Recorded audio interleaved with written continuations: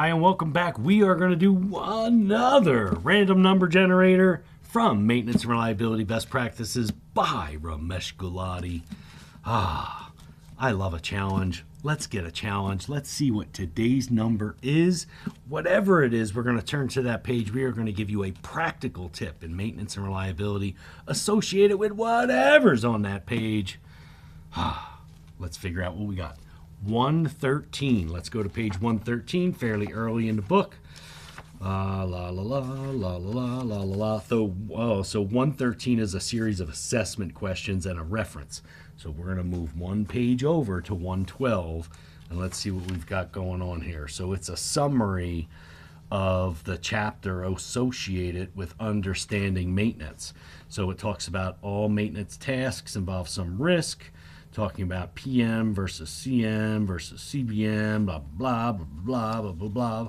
Maintenance cost and asset availability can improve by optimizing the maintenance work tasks and making sure they address failure modes using RCM and FMEA. Let's see. All right, so we have to address remove choice. Remove choice, okay. We've got to address our maintenance strategy. We have to understand maintenance. And I've done this a couple of times with a slide, but let's do that. Let's just bring up a slide.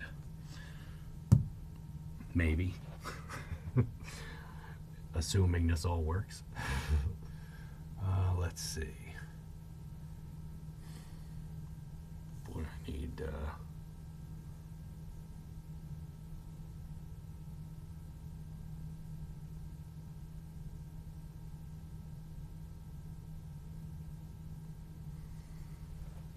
Hopefully this comes up really quick. Come on, boys, you can do it. Come on, you can do it. Now, we talked about the 4 things you have to do in maintenance and understanding maintenance before, but let's just reiterate that because that's really critical.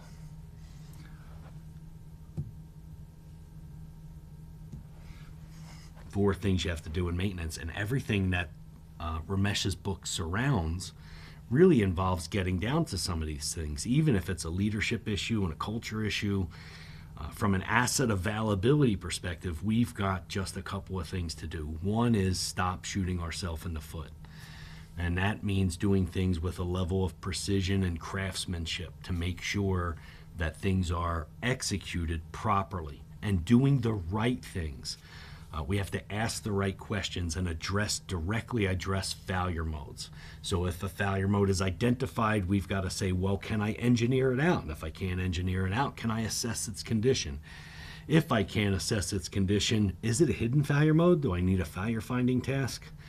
If it's none of those, does scheduled maintenance make sense, whether it's a scheduled restoration or a scheduled discard? And if none of those are feasible or cost effective, I need a run to failure strategy or a corrective maintenance strategy or a repair strategy, which includes how do I stock my parts? So I've got to do the right things to the asset, and I've got to do them with the right level of precision.